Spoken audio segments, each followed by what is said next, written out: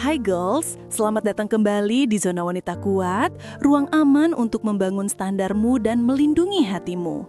Mari kita bicara jujur sejenak. Ada satu perasaan yang kita semua benci, tapi anehnya kita seringkali mengundangnya masuk ke dalam hidup kita.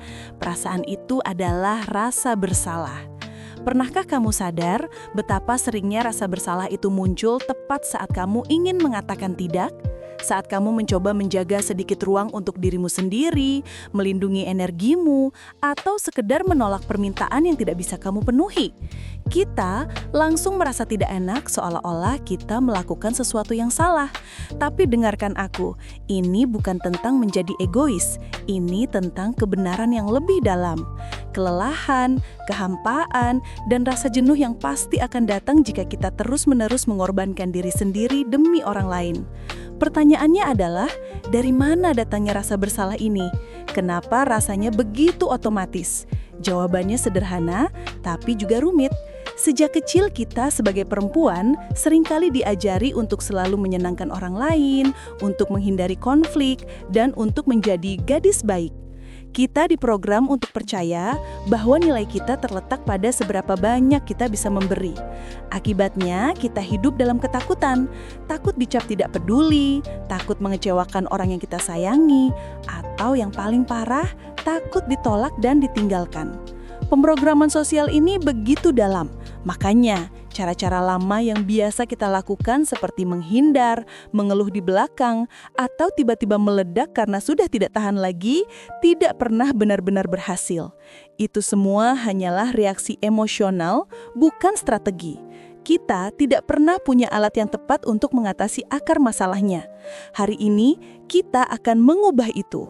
Kita butuh logika yang dingin dan perkakas yang tajam untuk membedah masalah ini.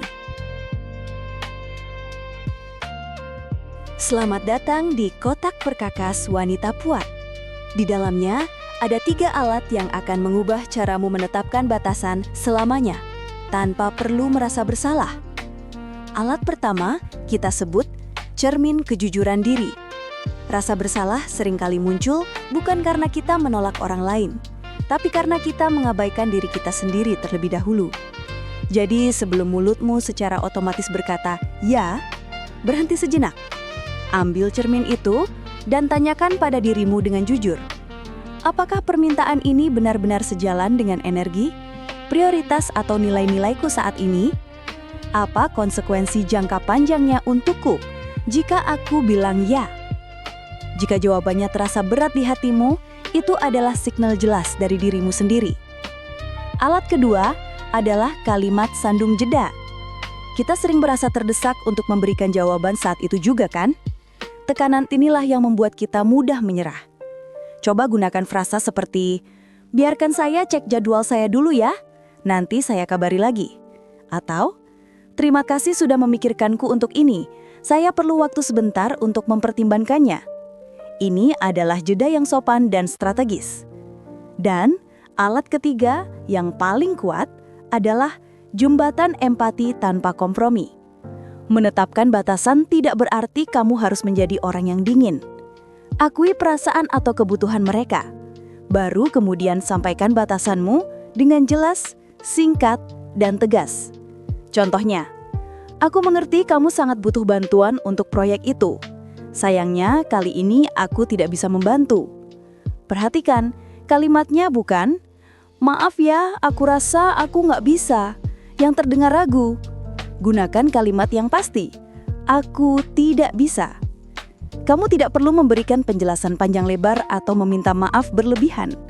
Empati, lalu batasan yang tegas. Itu kuncinya.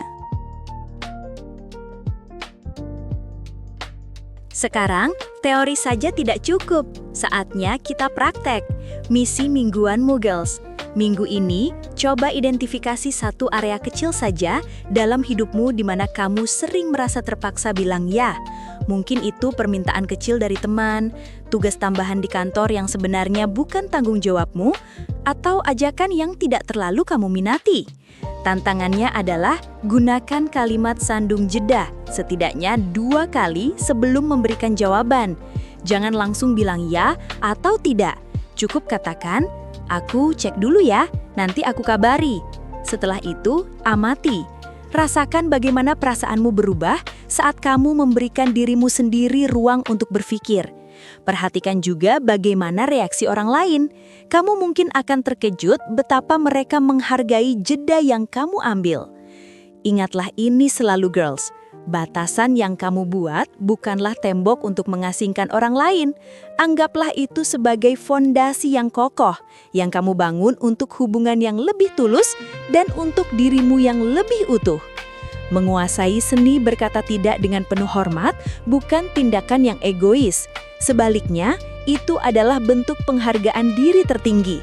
Karena dengan jujur tentang kapasitas kita sebenarnya juga sedang menghormati waktu dan energi orang lain. Kamu berhak atas ruangmu, kamu berhak atas energimu. Kamu tidak perlu meminta maaf untuk itu. Kuasai batasanmu dan kuasai hidupmu tanpa setitik pun rasa bersalah.